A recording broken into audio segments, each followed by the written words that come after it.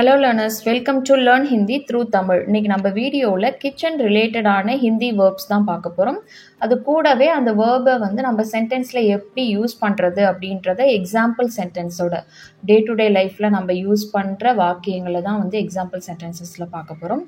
So video ரொம்பவே யூஸ்ஃபுல்லாக இருக்கும், ஸ்கிப் பண்ணாமல் எண்டு வரைக்கும் பாருங்கள். ஃபஸ்ட்டு சென்டென்ஸ் பாருங்கள், தோசையை திருப்பி போடு தீஞ்சிர போகுது. ஸோ தோசை இப்போ ஒரு பக்கம் வெந்துட்டுருக்கு அப்படின்ற பட்சத்தில் அந்த தோசையை வெந்துட்டதுக்கு அப்புறம் திருப்பி போடு இல்லைனா தீஞ்சிரும் அப்படின்ற மாதிரி நம்ம சொல்லுவோம்ல. அதை நம்ம ஹிந்தியில் எப்படி சொல்லலாம் அப்படின்னா, தோசாக்கோ பல்டோ, திருப்பி போடு அப்படின்னா பல்டோ. ஸோ திருப்பி போடுங்க அப்படின்னு சொல்லும் பொழுது பல்டோ அப்படின்னு சொல்லுவீங்க. இங்கே பல்னா அப்படின்றது தான் திருப்பி போடுறது, அதாவது ஒரு பக்கத்துலேருந்து இன்னொரு பக்கத்துக்கு ஃப்ளிப் பண்ணுறதுக்கான வார்த்தை, ஹிந்தி வார்த்தை. ஜல் ஜாயேகா அப்படின்னா தீஞ்சிர போகுது அப்படின்றது அர்த்தம். ஸோ ஜல்னா அப்படின்ற வேர்பு நம்ம ஆல்ரெடி பார்த்துருக்கோம். வேர்பு இம்பார்ட்டண்டான ஹிந்தி வேர்ப்ஸ் அப்படின்ற லிஸ்ட்டில் நான் கொடுத்துருப்பேன். அதாவது பேர்ன் ஆகிறது, ஸோ ஓவர் குக் ஆகிறது, பேர்ன் ஆகிறது, இல்லை கையெல்லாம் சுட்டுக்கிறது, இது எல்லாத்துக்குமே நம்ம ஜல்னா அப்படின்ற வேர்ப் தான் யூஸ் பண்ணுவோம். தீஞ்சிர போகுது அப்படின்றத சொல்கிறோம் ஃப்யூச்சர் டென்ஸில். ஸோ ஜல் ஜாயேகா அப்படின்றத சொல்லணும். நெக்ஸ்ட்டு பாருங்கள், சப்பாத்தி மாவை சின்ன சின்ன உருண்டைகளாக உருட்டு அப்படின்னு சொல்லுவோம். ஸோ சப்பாத்தி போடுறதுக்கெலாம் மாவு பிசைஞ்சிட்டு சின்ன சின்ன பால்ஸாக நம்ம உருட்டி வைப்போம்ல, அதுக்கு அடுத்தது தானே தேய்ப்போம். ஸோ அந்த மாதிரி சின்ன சின்ன உருண்டைகளாக உருட்டு அப்படின்னு சொல்கிறதுக்கு எப்படி சொல்லலாம் அப்படின்னா, சப்பாத்திக்கே ஆட்டாக்கி சோட்டி சோட்டி லோயியான் பனா லீஜியே. ஸோ லோயியான் பனா லீஜியே அப்படின்னா உருண்டைகளாக உருட்டு அப்படின்ற மாதிரி அர்த்தம். ஸோ சப்பாத்திக்கே ஆட்டாக்கி அப்படின்னா சப்பாத்தியுடைய மாவு. ஸோ சப்பாத்திக்கே ஆட்டா அப்படின்னா சப்பாத்தி பண்ணுறதுக்கான மாவு அப்படின்றது அர்த்தம். ஆட்டா அப்படின்னா மாவு, சோட்டி சோட்டி அப்படின்னா சின்ன சின்ன அப்படின்ற மாதிரி அர்த்தம். ஸோ லோயியான் பனா லீஜியே அப்படின்னா உருண்டைகளாக உருட்டு, ஆக்கு, அந்த மாதிரி அர்த்தம். நெக்ஸ்ட்டு பாருங்கள், மாவை ஃப்ரிட்ஜில் வை இல்லைனா புளிச்சிடும் அப்படின்னு சொல்கிறதுக்கு ஹிந்தியில் எப்படி சொல்லலாம் அப்படின்னா, பேட்டருக்கோ ஃப்ரிட்ஜ் மே ரக்கோ. மாவு அப்படின்னா இங்கிலீஷில் பேட்டர்னு சொல்கிற மாதிரி ஹிந்திலையும் பேட்டர்னு தான் சொல்லுவோம். மாவை, ஸோ வை அப்படின்ற சவுண்டு வந்ததுனால ஹிந்தியில் கோ யூஸ் பண்ணுவோம். இங்கே கோ சேர்த்து பேசினாலும் தப்பு இல்லை, பேசலைனாலும் கோ மிஸ் பண்ணாலுமே பிழை இல்லை. ஸோ பேட்டருக்கோ ஃப்ரிட்ஜ் மே அப்படின்னா ஃப்ரிட்ஜ் இல்லை, மே அப்படின்றது அந்த லேஸ் சவுண்டு, ஃப்ரிட்ஜ் மே. ரக்கோ அப்படின்னா வை அப்படின்றது அர்த்தம். இல்லைனா அப்படின்னு சொல்கிறதுக்கு நஹீத்தோ, புளித்து விடும் அப்படின்னு சொல்கிறதுக்கு கமீர் ஆ ஜாயேகா, கமீர் ஆ ஜாயேகா. இங்கே கமீர் அப்படின்றது புளிப்பை குறிக்குது. ஸோ அதாவது ஃபெர்மெண்டேஷன், இந்த புளிப்பு ஃபெர்மெண்ட் ஆகிறது, அதாவது நொதித்து போகிறது. ஸோ கமீர் அப்படின்றது. ஸோ ஓகேவா, கமீர் ஆ ஜாயேகா. பேட்டர்க்கோ ஃப்ரிட்ஜ் மே ரக்கோ நஹீத்தோ கமீர் ஆ ஜாயேகா. நெக்ஸ்ட்டு பாருங்கள், ப்ரெட் மேலே ஜாம் தடவு அப்படின்னு சொல்கிறதுக்கு, அதாவது ஜாம் ஸ்ப்ரெட் பண்ணுவோம்ல மேலே, ஜாம் பட்டர் இந்த மாதிரி இதெல்லாம் நம்ம ஸ்ப்ரெட் பண்ணுவோம். ஸோ அந்த மாதிரி அதாவது தடவுறதுக்கு லகாவோ அப்படின்ற வேர்பு யூஸ் பண்ணலாம். இல்லைனா சுப்பட்னா அப்படின்றத சொல்லலாம். லகாவோ இல்லைனா சுப்பாட்னா. ஸோ ப்ரெட்டு மேலே அப்படின்னா ப்ரெட் பர், மேலே அப்படின்னா பர். ஸோ ப்ரெட் மேலே ஜாம தடவு, பிரெட் பர் ஜாம் லகாவோ, இல்லைனா பிரெட் பர் ஜாம் சுப்பட்னா அப்படின்றத சொல்லலாம். ஸோ தடவுறதுக்கு லகாவோ அப்படின்றத ஞாபகம் வச்சுக்கோங்க. பூரி மசாலாவுக்கு உருளைக்கிழங்க மசிச்சு வை அப்படின்னு சொல்கிறதுக்கு, ஸோ மசிக்கிறது, அதாவது மேஷ் பண்ணுறது. அது மேஷ் பண்ணுறதுக்கான ஹிந்தி வார்த்தை மசல்தோ. மசல்தோ நம்ம தமிழில் மசி அப்படின்னு சொல்கிற மாதிரி ஹிந்தியில் மசல் அப்படின்னு சொல்லுவாங்க, மசல்தோ. பூரி மசாலாவுக்கு அப்படின்னு சொல்கிறதுக்கு பூரி மசாலாக்கோ. ஸோ இக்கு சவுண்டு வந்தாலும் பூரி மசாலாவிற்கு, ஸோ அந்த இக்கு சவுண்டு வருது இல்லையா, அந்த இக்கு சவுண்டு வந்தாலும் ஐ சவுண்டு வந்தாலும், நம்ம முன்னாடி ஒரு சென்டென்ஸ் பார்த்தோம்ல, மாவை ஃப்ரிட்ஜில் வை அப்படின்னு சொல்லிட்டு, மாவை அப்படின்னா பேட்டருக்கோ வை, ஐ சவுண்டு வருது பாருங்கள். மாவு தான் ஆக்சுவலாக நம்ம பேசும்பொழுது மாவை ஃப்ரிட்ஜில் வை அப்படின்னு சொல்லுவோம். ஸோ அந்த ஐ சவுண்டு, இந்த மாதிரி கோ சவுண்டு, மசாலாவிற்கு அந்த இக்கு சவுண்டு வருது இல்லை, அதுக்கு எல்லாத்துக்குமே நம்ம ஹிந்தியில் கோ அப்படின்ற வார்த்தையை யூஸ் பண்ணுவோம். ஸோ இதெல்லாம் ஒரு கன்ஜெக்ஷன் மாதிரி. பூரி மசாலாக்கோ ஆலு மசல்தோ. ஆலு மசல்தோ அப்படின்னா உருளைக்கிழங்கு மசிச்சு வை அப்படின்னா அர்த்தம். தால் மசல்தோ அப்படின்னா பருப்பை மசிச்சு வை அப்படின்றது அர்த்தம். நெக்ஸ்ட்டு பாருங்கள், கேரட்டை கொஞ்சம் சீவி போட்டால் நல்லாயிருக்கும் அப்படின்னு சொல்கிறதுக்கு. ஸோ இப்போ ஏதாவது டெக்கரேஷனுக்காக லாஸ்ட்டாக அந்த சீவருது துருவி போடுவோம்ல, இந்த கிரேட்டர்னு சொல்லுவோம். அதாவது கேரட்டு, பீட்ரூட் இந்த மாதிரி இதெல்லாம் சீவுவாங்கல்ல, அந்த மாதிரி பண்ணுறதுக்கு வந்து கடுக்கஸ் கர்னா அப்படின்னு சொல்லணும். ஹிந்தியில் கடுக்கஸ் கர்னா, அதுக்கான வேர்பு சீவறதுக்கு வந்து கடுக்கஸ் கர்னா. ஸோ கேரட்டை கொஞ்சம் சீவி போட்டால் நல்லாயிருக்கும் அப்படின்னு சொல்கிறதுக்கு வந்து கேரட் அப்படின்னா காஜர், கேரட்டை. ஸோ இப்போ தான் சொன்னேன், அந்த ஐ சவுண்டு வந்தது அப்படின்னா கோ சேர்த்து பேசணும். நீங்கள் அதை மிஸ் பண்ணாலும் மிஸ்டேக் இல்லை, எந்த மாதிரி பொருட்களுக்கெல்லாம். இதுவே வந்து ஒரு நபரை பற்றி பேசும்பொழுது அருணை, பிரியாவை அப்படின்ற பட்சத்தில் வந்து அங்கே வந்து கோ வந்து கம்பல்சரி யூஸ் பண்ணணும். ஒரு பர்சனை பற்றி பேசும்பொழுது ஐ சவுண்டு வந்தது அப்படின்னா, இல்லை அருணுக்கு, பிரியாவுக்கு அங்கே இக்கு சவுண்டு வருது இல்லையா, அப்பயும் கோ சேர்க்கணும். ஸோ இங்கெல்லாம் நீங்கள் வந்து சேர்த்து பேசினாலும் தப்பு இல்லை, பேசாட்டியும் பிரச்சனை இல்லை. காஜர்கோ அப்படின்னா கேரட்டை, கொஞ்சம் அப்படின்னா தோடாசா, கடுக்கஸ் கர்கே டால், சீவி போட்டால், போடு அப்படின்னா வந்து டாலோ அப்படின்னு சொல்லுவோம், சீவிட்டு போடணும், அதனால் கதுக்கஸ் கர்கே.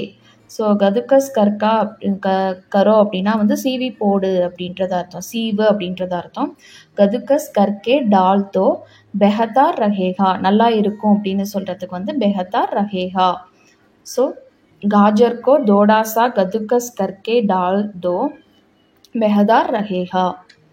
நெக்ஸ்ட்டு பாருங்கள், இட்லி மாவு காலியாகிடுச்சு இன்றைக்கி அரைக்கணும் அப்படின்னு சொல்கிறதுக்கு வந்து, ஸோ இங்கே வந்து நம்ம புதுசாக பார்க்குற வார்த்தை வந்து அரைக்கிறது, மாவு இந்த மாதிரிலாம் அரைக்கிறதுக்கு வந்து ஹிந்தி வார்த்தை வந்து பீஸ்னா அப்படின்னு சொல்லணும். பீஸ்னா, ஸோ கிரைண்ட் பண்ணுறது, பேட்டர் இந்த மாதிரியானதை வந்து அரைக்கிறது பொதுவாக வந்து பீஸ்னா அப்படின்றத சொல்லுவாங்க.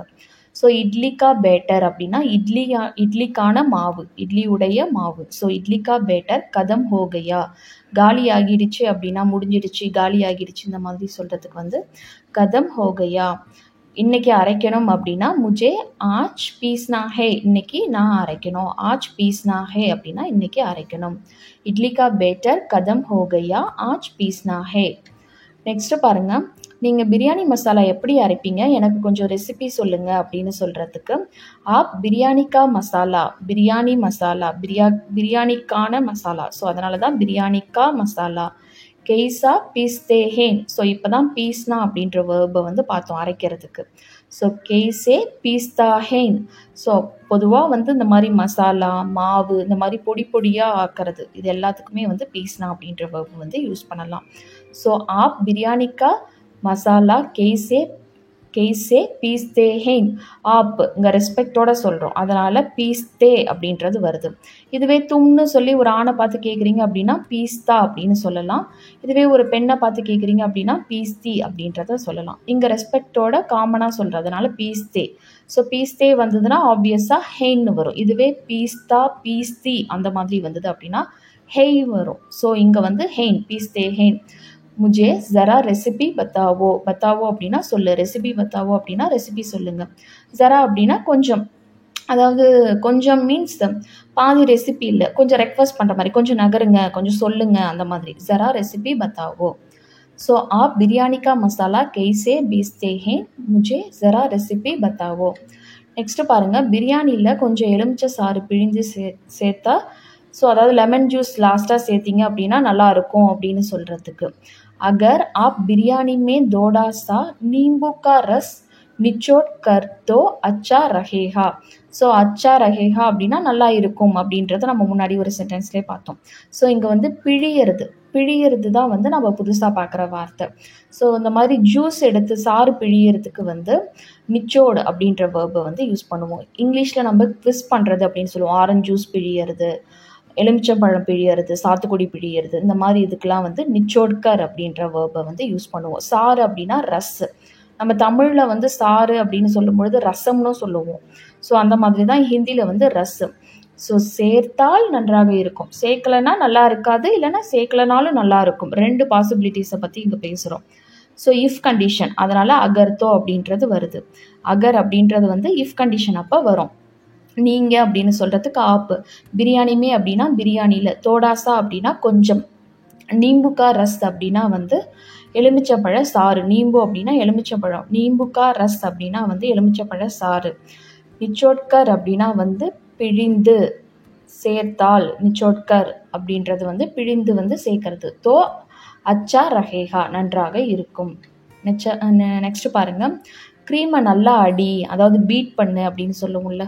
இப்போ கேக்கெல்லாம் வந்து ஏதாவது ரெடி பண்ணும்பொழுது மாவை நல்லா பீட் பண்ணுவாங்க. அந்த மாதிரி முட்டை ஆம்லேட்லாம் போடும்பொழுது நல்லா பீட் பண்ணி அடிப்பாங்க. விஸ்க் பண்ணுறது அப்படின்னு சொல்லுவாங்க.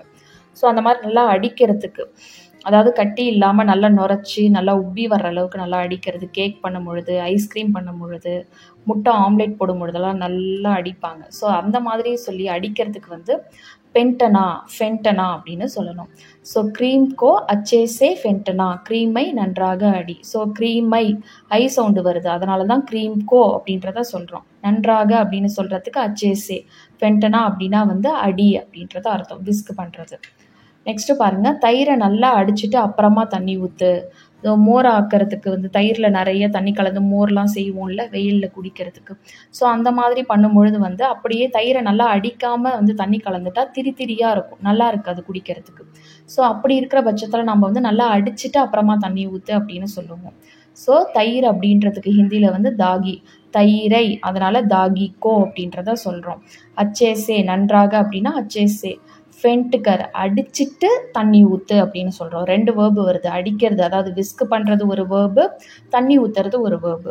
ஸோ அதனால் ஃபென்ட்டுக்கர் பானி டாலா, ஃபர்ஸ்ட் வேர்பு கூட நம்ம கற்கே சேர்க்கணும். இல்லைனா ஃபென்ட்டுக்கர் அப்படின்றத தான் வந்து நம்ம வந்து வேர்பாக பார்த்தோம். ஃபென்ட் கற்கே பானி டாலா, இல்லைனா பானி டாலோ, ஊற்று அப்படின்னா டால்னா அப்படின்ற வேர்பு தான் யூஸ் பண்ணுவோம். பானி டாலா. தாகிக்கோ அச்சேசே ஃபென்ட் கர் பானி டாலா. ஸோ இந்த வீடியோ உங்களுக்கு யூஸ்ஃபுல்லாக இருக்கும்னு நம்புகிறேன். நம்ம பார்த்த நிறைய வேர்ட்ஸ் இப்போ உங்களுக்கு புதுசாக இருந்திருக்கும். நீங்கள் ஆனால் நிறைய இடங்களில் யூஸ் பண்ணுற மாதிரியான வார்த்தைகளாக இருந்திருக்கும். ஸோ ஒன்ஸ் நீங்கள் வந்து நம்மளோட வெப்சைட்டில் போய் செக் பண்ணி பிடிஎஃப் பார்த்து நீங்கள் டவுன்லோட் பண்ணி வச்சுக்கிட்டீங்க அப்படின்னா இந்த மாதிரி வார்த்தைகள்லாம் வந்து ரீகால் பண்ணுறதுக்கு உங்களுக்கு ரொம்பவே ஹெல்ப்ஃபுல்லாக இருக்கும்.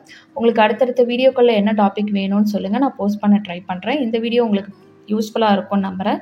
வீடியோ பிடிச்சிருந்தால் லைக் பண்ணுங்கள். உங்களை மாதிரியே ஹிந்தி லேர்ன் பண்ணுற ஃப்ரெண்ட்ஸ் அண்ட் ஃபேமிலிக்கு நம்ம வீடியோஸை ஷேர் பண்ணுங்கள். அவங்களுக்கும் யூஸ்ஃபுல்லாக இருக்கும். நெக்ஸ்ட் வீடியோவில் பார்க்கலாம். தேங்க்ஸ் ஃபார் வாட்சிங். நன்றி, தன்யவாத்.